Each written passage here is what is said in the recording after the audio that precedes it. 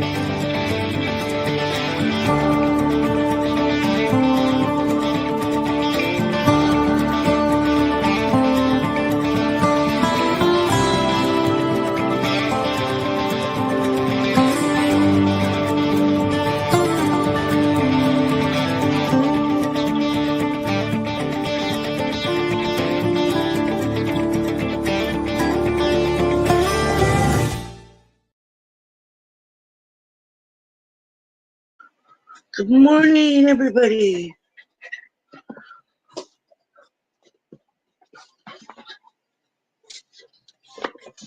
Wait a couple minutes and let people come in.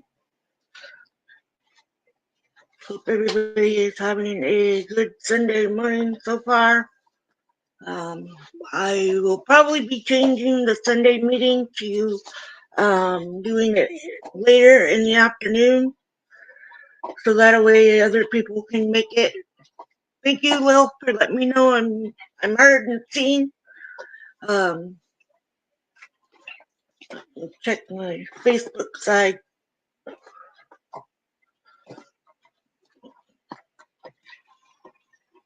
I think I'm live and able to be heard over here.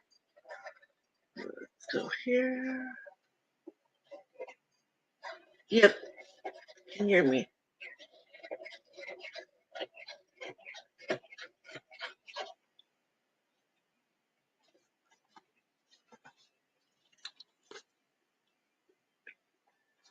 Oh, it's okay, Will. So, I'm Sandra, and I'm an alcoholic.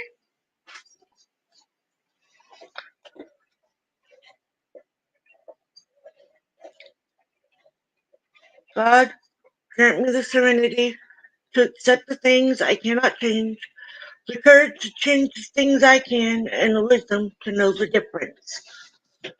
Please be kind in the chat. Don't be doing judgment. It is a meeting, so try to not judge others in the chat.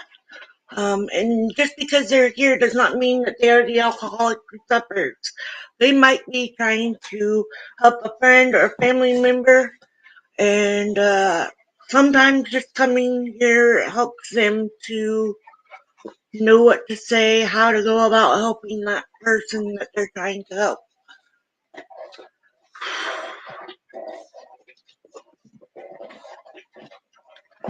All right. Step 1. We admitted we were powerless over alcohol. Their lives had become unmanageable. 2. Came to believe that a power greater than ourselves could restore us to sanity. 3. Made a decision to turn our lives and our will over to the care of God as we understood Him. 4. Made a searching and fearless moral inventory of ourselves. 5. Admitted to God, to ourselves, and to another human being the exact nature of our wrongs. 6. We're entirely ready to have God remove all these defective characters. 7. Humbly asked Him to remove our shortcomings. 8. Made a list of all persons we had harmed and become willing to make amends to them all. 9. Made direct amends to such people wherever possible, except when to do so would injure them or others. 10. Continue to take personal inventory and when wrong, promptly admit it. 11. Sought through prayer and meditation to improve our conscious contact with God as we understood Him, praying only for knowledge of His will for us and the power to carry that out. 12. Having had a spiritual awakening as a result of these steps, we try to carry this message to alcoholics and to practice these principles in all our affairs.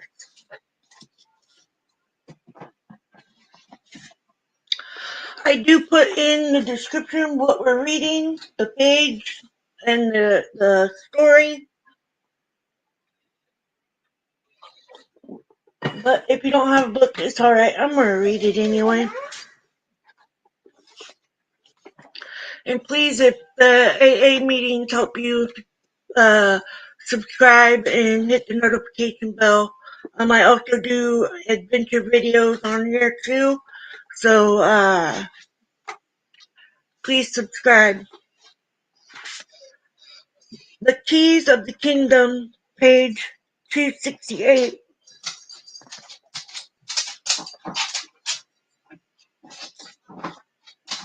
This worldly lady helped to develop AA in Chicago, and thus passed her keys to many. A little more than 15 years ago, through a long and calamitous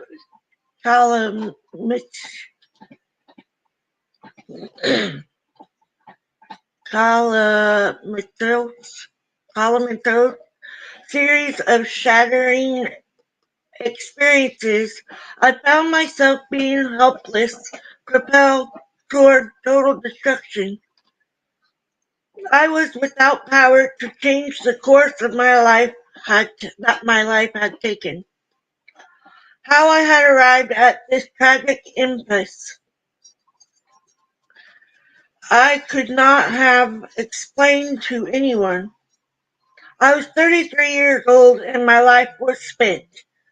I was caught in a cycle of alcohol and sedation that was proving inescapable, and consciousness had become intolerable. I was a product of the post-war prohibition era of the Roaring Twenties. That age of the flapper and the it girl,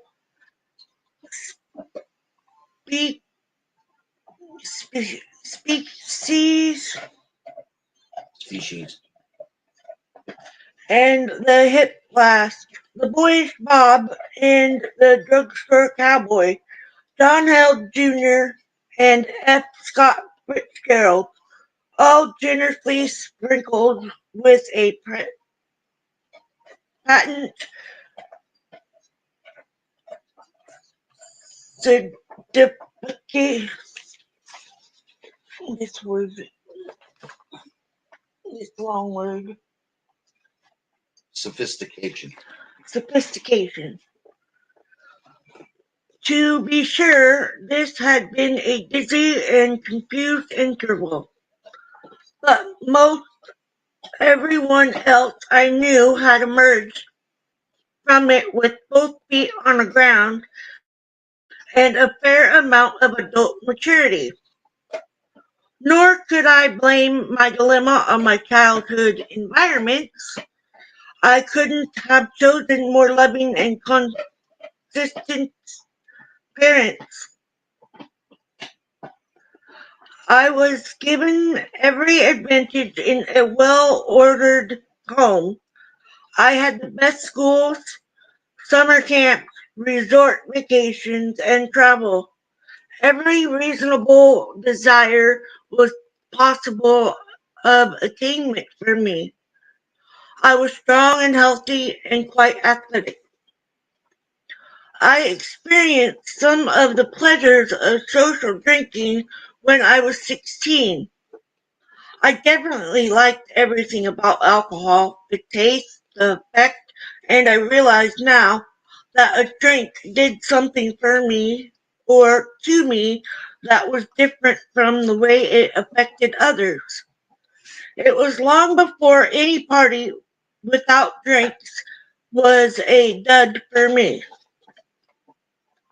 I was married at 20 and had 2 children, and was divorced at 23. My broken home and broken heart fanned my smoldering self-pity into a fair-sized bonfire, and this kept me well supplied with reasons for having another drink and then another. At 25, I had developed an alcoholic problem. I began making the rounds of the doctors in the hope that one of them might find some cure for me, accumulating ailments, preferably something that could be removed surgically. Of course, the doctors found nothing, just an unstable woman, undisciplined, poorly adjusted, and filled with nameless fears. Most of them prescribed sedatives and advised rest in moderation. Excuse me. Between the ages of 25 and 30, I tried everything. I moved 1,000 miles away from home to Chicago in a new environment. I studied art. I desperately endeavored to create an interest in many things in a new place, among new people. Nothing worked. My drinking habits increased in spite of my struggle for control. I tried the beer diet and the wine diet, timing, measuring, and spacing of drinks. I tried them mixed, unmixed, drinking only when happy, only when depressed, and still I was being pushed.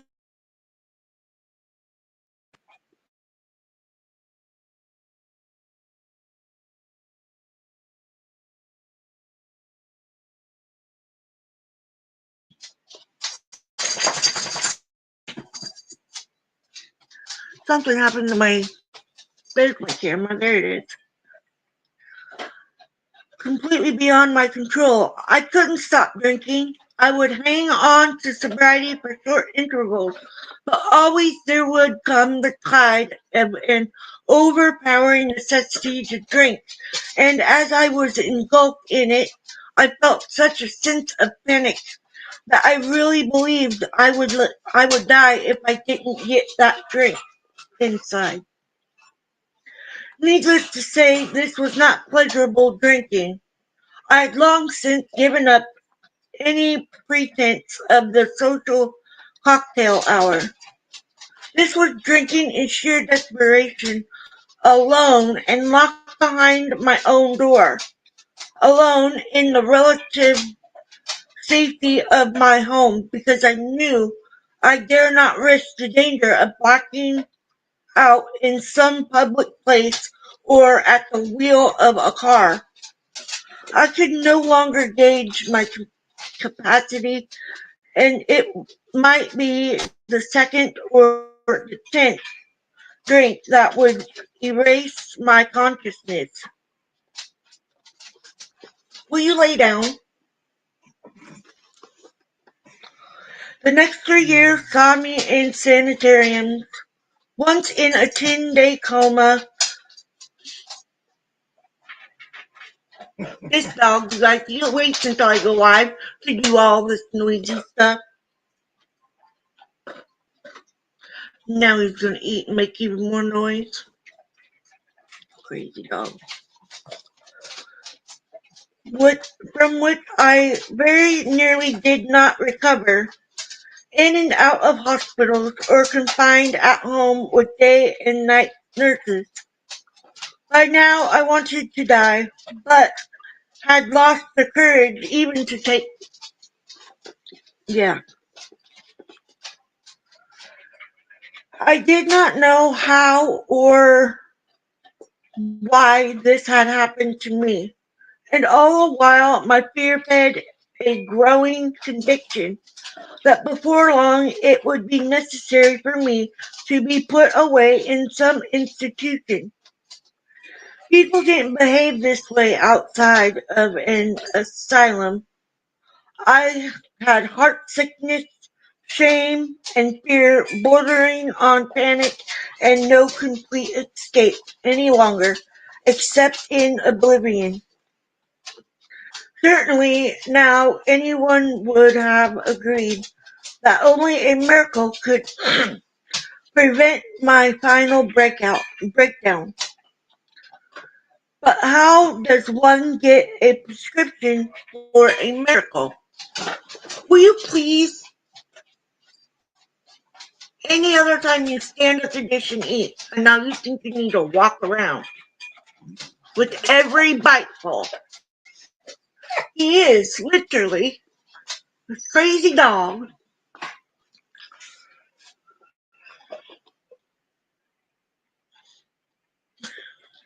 What are you gonna do now? Make more noise? There he goes.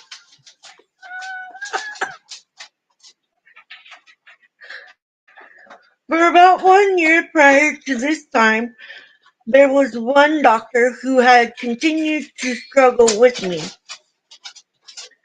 He had tried everything from having me attend daily mass at 6 a.m. to performing the most mental labor for his charity patients. Why he bothered with me as long as he did, I shall never know, for he knew there was no answer for me in medicine, and he, like all doctors of his day, had been taught that the alcoholic was incurable and should be ignored. Doctors were advised to attend patients who could be benefited by medicine. With the alcoholic, they could only give temporary relief. And in the last stage, not even that. It was a waste of the doctor's time and the patient's money. Nevertheless, there were a few doctors who saw alcoholism as a disease.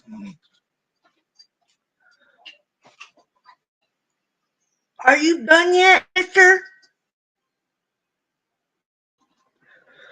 Nevertheless, there were a few doctors who saw alcoholism as a disease and felt that the alcoholic was a victim of something over which he had no control. They had a lunch that must be an answer, or a hunch, sorry, not a lunch, for these apparently hopeless ones. Somewhere, fortunately for me, my doctor was one of the enlightened.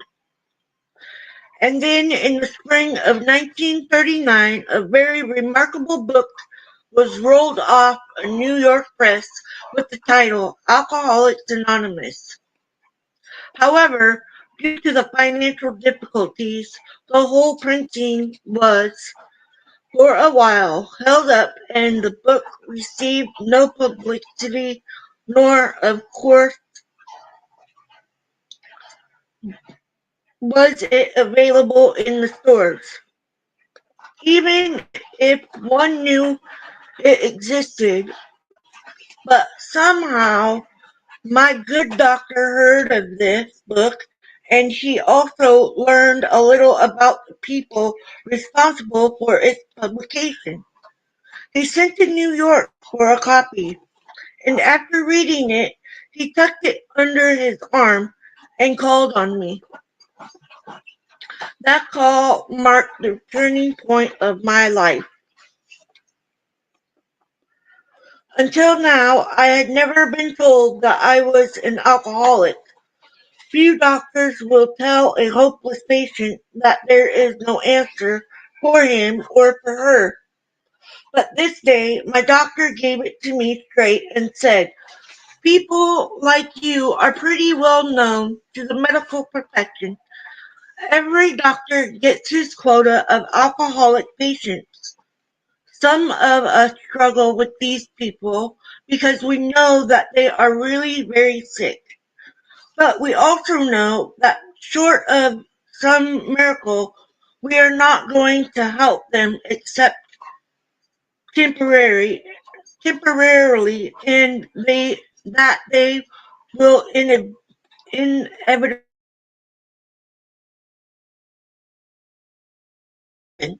either they die of acute alcoholism or they develop wet brain and have to be put away permanently. He further explained that alcohol was no receptor or respecter of sex or background but that most of us alcoholics he had encountered had better than average minds and abilities. He said the alcoholic seemed to possess a native acuteness and usually excelled in their fields regardless of environmental or educational advantages. We watch the alcoholic performing in a position of responsibility, and we know that because he is drinking heavily and daily, he has cut his capacities by 50%, and still he seems able to do a satisfactory job. And we wonder how much further this man could go if his alcoholic problem could be removed and he could grow 100% of his abilities into action. But of course, he continues. Eventually, the alcoholic loses all of his capacities as his disease gets progressively worse. And this is a tragedy that is painful to watch. The disintegration of a sound mind and body.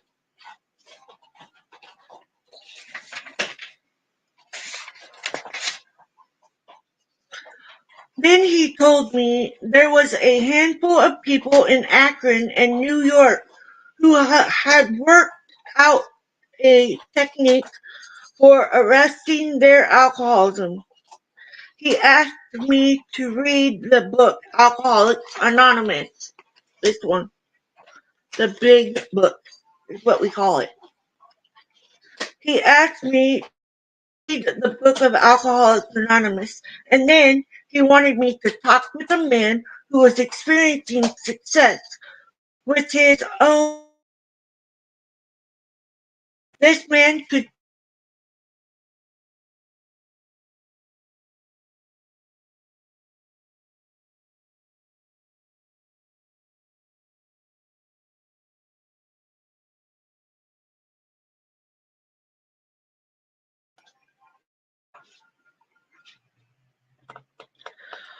I stayed up all night reading that book.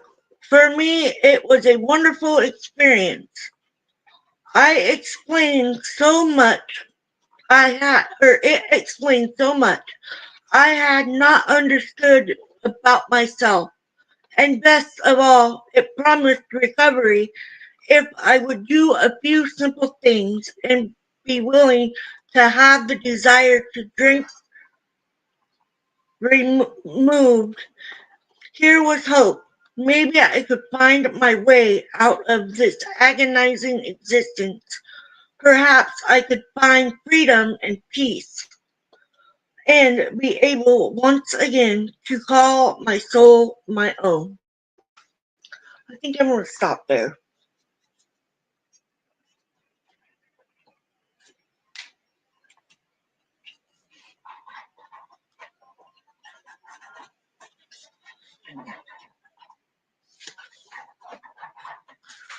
Yeah, because there's still 3 pages.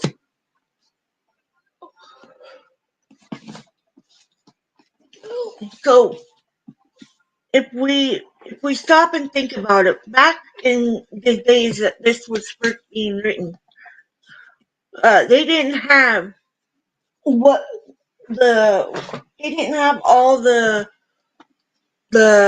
people like we do. They had to start it all on their own, and I'm roasting to death.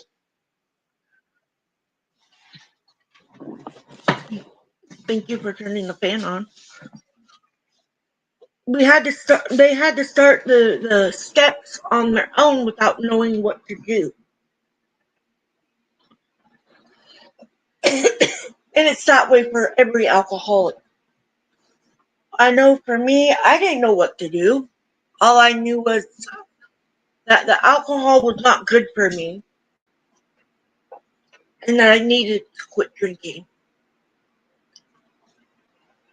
and that I had to grow stronger than the alcohol was to me. And being a full-blown alcoholic, you don't realize how bad it is, because I remember when my oldest boy brought me the thing from school about all of this that we just read. To me, at that point in time, it didn't matter. I didn't care. I was still gonna drink. I should have quit at that point. I didn't. I kept drinking and drinking and drinking until finally I got seriously hurt. I stopped drinking for a year. I didn't know anything about going to AA at that point in time. So I was sober for a year and then I went back out. I vouched for my mistake of going back out because I didn't start all over like I did when I first started drinking. I didn't start from there. I started exactly where I had left off. And it was not good because I was right back a scary person. I was scary even to myself because I'd repeat the same thing over and over and over and over again. And that is going and getting that drink. That's all I cared about. Was getting that drink. I'm not like that now. Hey, he's tearing apart his toy like he always does. Can you please stop eating that?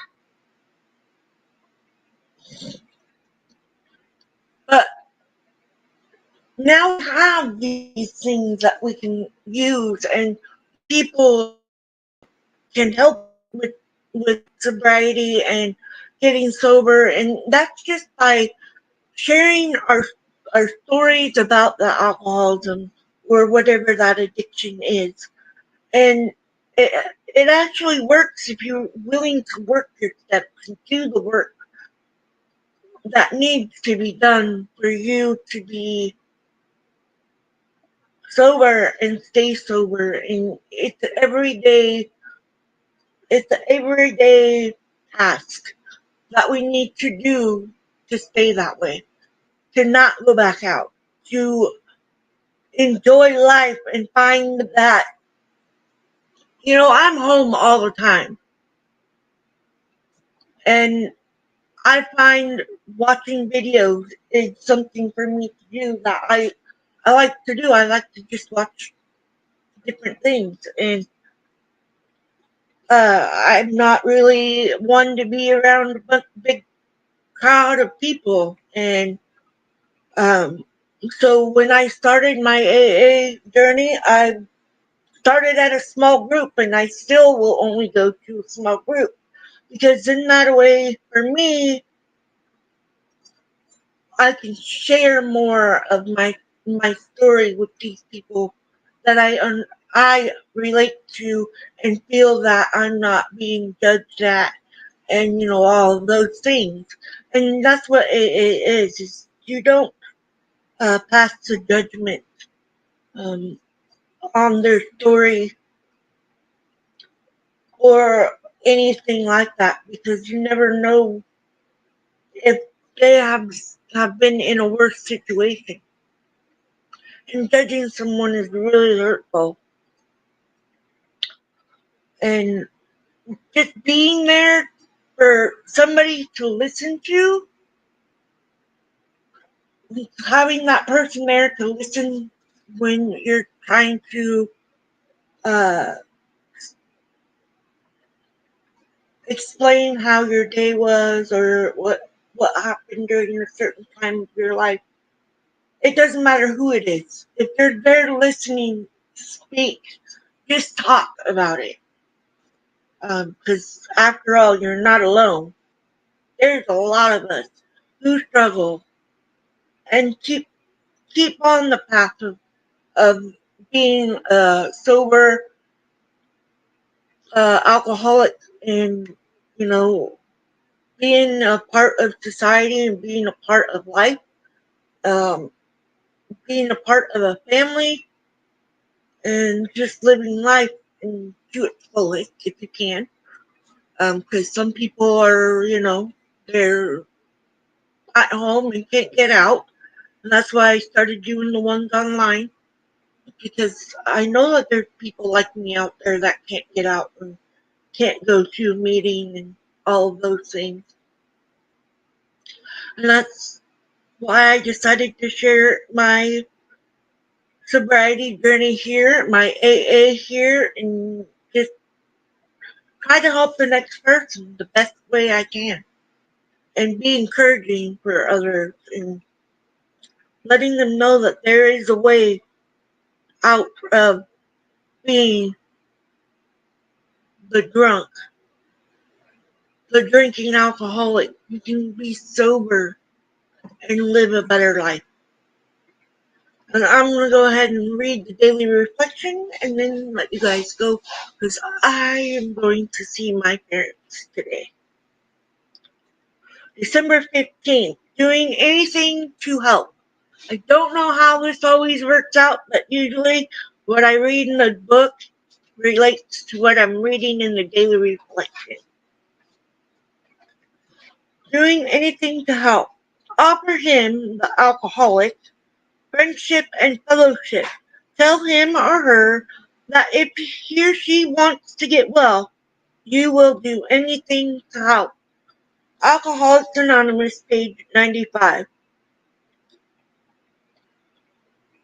I remember how attracted I was to the two men from AA who 12-stepped me. They said I could have what they had, with no conditions attached. That all I had to do was make my own decision to join them on the pathway to recovery. When I start convincing a newcomer to do things my way, I forget how helpful those two men were to me in their open-minded generosity.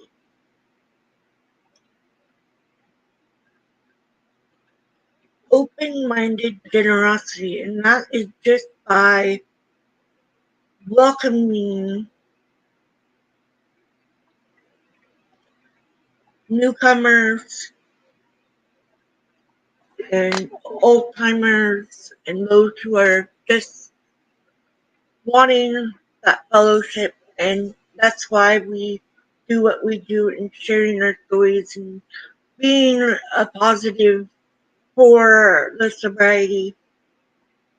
And I didn't think when I first started AA, I didn't think that it would work. And guess what? 10 years sobriety, over 10 years sobriety, it works. You just have to want it for yourself and for the right reasons and actually stand up for yourself and say, no more. I need to go get help. There is a family member, a friend, a co-worker. There are those people out there that are willing to help you with becoming sober without passing that judgment on you and being a kind person and caring for you in the way of trying to help you stay sober. So, with that, I really hope you guys have a wonderful day and a great week. I will see you guys on Tuesday. I think I might do the Tuesday one in the evening, change it up, So Uh, Probably before Ava Potterfield and Friends, I will have to get a hold of her and see what time they go live on Tuesdays. So, I love you guys, and I hope you have a wonderful week. God, grant me the serenity to accept the things I cannot change, and the wisdom to know the difference.